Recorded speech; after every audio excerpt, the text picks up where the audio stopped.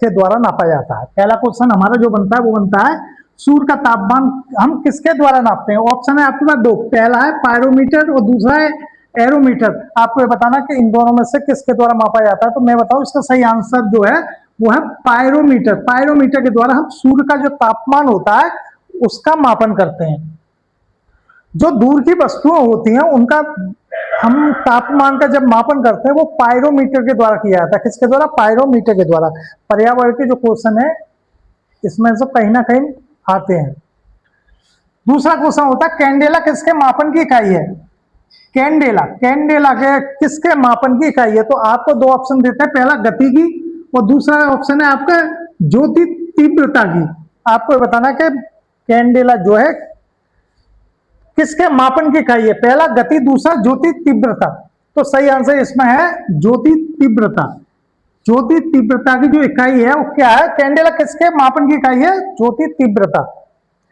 Question number 3, मोमबत्ती के प्रकाश में कितनी कैंडेला होती है। जो प्रकाश जो जलता है यानी कि प्रकाश जो जलता है उसमें मोमबत्ती का प्रकाश जो कमी होता है उसमें कितनी कैंडेला होती है। तो आपको बता दूं यहाँ पर सही आंसर आपको देना है एक कैंडेला या दो कैंडेला, 1 कैंडेला या 2 कैंडेला। तो आंसर सही आंसर है इसका 1 कैंडेला। यानी कि मोमबत्ती के प्रकाश में जो कैंडेला होती है वो 1 होती है। कितनी? 1। फोर्थ क्वेश्चन है आपका एरोमीटर। एरोमीटर का प्रयोग किसके लिए किया जाता है? एरोमीटर का प्रयोग किसके लिए किया जाता है? तो इसका जो आंसर है वो है वायु व गैस का भार तथा घनत्व मापने के लिए। वायु गैस का भार या घनत्व मापने के लिए। भार या घनत्व मापने के लिए किसका? वायु और गैस का। वायु और गैस का घनत्व मापने के लिए एरोमीटर का प्रयोग किया जाता है। इसी क्रम में आता है नंबर 5 अमीमीटर। अमीमीटर का प्रयोग हम किसके लिए करते हैं? विद्युत धारा मापने के लिए या गति मापने के लिए। आपको इसमें तो बताना कौन सा सही है। तो आपको बताऊं इसमें सही आंसर जो है वो है विद्युत धारा मापने के लिए हम अमीमीटर का प्रयोग करते हैं। किसका? अमीमीटर का प्रयोग किसके लिए करते हैं? विद्युत धारा मापने के लिए। अमीमीटर, अमीमीटर का प्रयोग जो होता है वो विद्युत धारा मापने के लिए होता है। हम बात करते हैं नेक्स्ट क्वेश्चन की। Next question number 6 altimeter. Altimeter का प्रयोग, अल्टीमीटर का प्रयोग हम किसके लिए करते हैं? तो मैं आपको बताऊं कि उड़ते हुए विमान की ऊंचाई नापने के लिए करते हैं या प्रकाश की गति मापने के लिए। अल्टीमीटर का प्रयोग किसके लिए करते हैं? तो आपको इनमें से सही आंसर बताना है कि उड़ते हुए विमान की ऊंचाई नापने के लिए या प्रकाश की गति मापने के लिए। अल्टीमीटर का प्रयोग जो किया जाता है वो उड़ते हुए विमान की गति मापने के लिए किया जाता है। किसके लिए? उड़ते हुए विमान की, जो आसमान में उड़ रहा हो उसकी गति मापने के लिए, ऊंचाई नापने के लिए हम अल्टीमीटर का प्रयोग करते हैं। किसके लिए? उड़ते हुए विमान की ऊंचाई मापने के लिए अल्टीमीटर का प्रयोग हम करते हैं। नेक्स्ट क्वेश्चन है क्वेश्चन नंबर 7 एनीमोमीटर। एनीमोमीटर का प्रयोग हम किसके लिए करते हैं?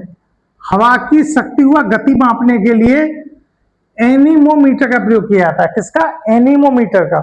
एनीमोमीटर जो है उसका प्रयोग हम किसके लिए करते हैं? हवा की शक्ति, हवा में कितनी पावर है और गति किस गति से चल रही है, हवा की शक्ति और गति नापने के लिए हम एनीमोमीटर का प्रयोग करते हैं। तो ये बहुत इंपॉर्टेंट क्वेश्चन है, वो है लैक्टोमीटर। लैक्टोमीटर का प्रयोग, लैक्टोमीटर का प्रयोग किस लिए किया जाता है? इसके लिए याद करने के लिए जैसे एल आता है, एल के बाद क्या आता है? एम।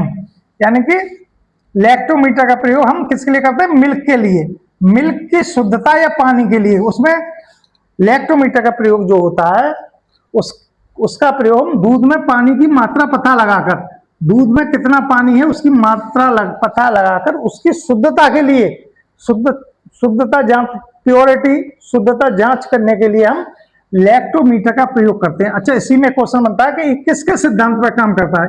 न्यूटन के पर या आर्किमिडीज?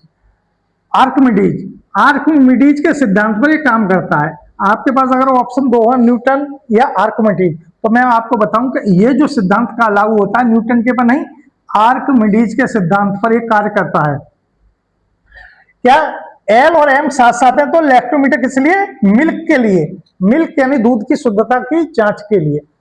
ओडियोमीटर, ओडियोमीटर के देखो नाम से स्पष्ट है, ओडियोमीटर यानी ध्वनि की तीव्रता। ध्वनि की तीव्रता मापने के लिए हम ऑडियोमीटर का प्रयोग करते हैं। ये तो ऑडियो इसके नाम से ही क्लियर है कि ध्वनि की तीव्रता।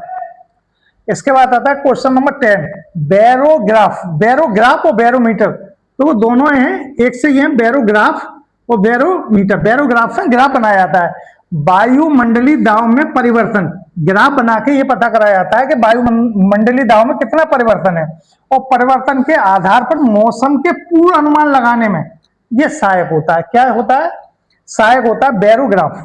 बैरोग्राफ जो होता है वो वायुमंडलीय दाब में परिवर्तन, दाब में कितना परिवर्तन हुआ उसका ग्राफ बना लिया था। उसके हिसाब से हम वायु जो आपका मौसम होता है उसका पूर्ण अनुमान लगाते हैं। बैरोग्राफ, बैरोग्राफ जो होता है मौसम के पूर्ण अनुमान में। एक होता है बैरोमीटर।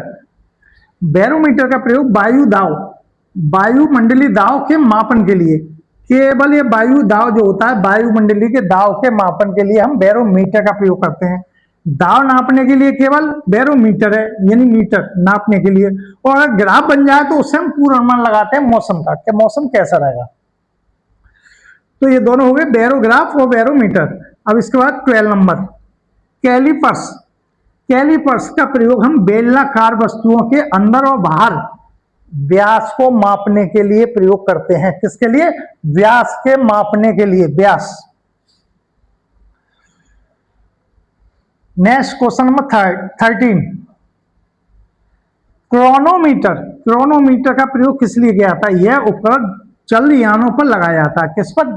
जलयान जो होते हैं उन पर लगाया जाता है, जिससे कि सही समय का पता चल सके।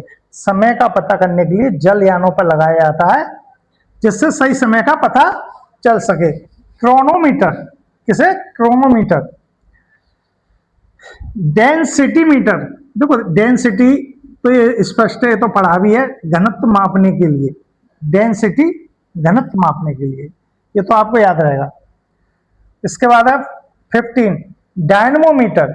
डायनमोमीटर का प्रयोग हम इंजन द्वारा उत्पन्न की गई शक्ति, इंजन द्वारा उत्पन्न की गई गति या शक्ति, गति और शक्ति मापन के लिए, गति या शक्ति मापन के लिए इसका प्रयोग करते हैं। डायनोमीटर, डायनोमीटर का इंजन द्वारा उत्पन्न की गई गति और शक्ति के मापन के लिए हम इसका प्रयोग करते हैं। Question number 16, फेडोमीटर। फेडोमीटर, फेडोमीटर जो होता है समुद्र की गहराई मापने के लिए इसका प्रयोग किया जाता है। किसका? फेडोमीटर। फेडोमीटर का प्रयोग हम समुद्र की गहराई मापने के लिए इसका प्रयोग करते हैं। इसके बाद आता है टैकोमीटर।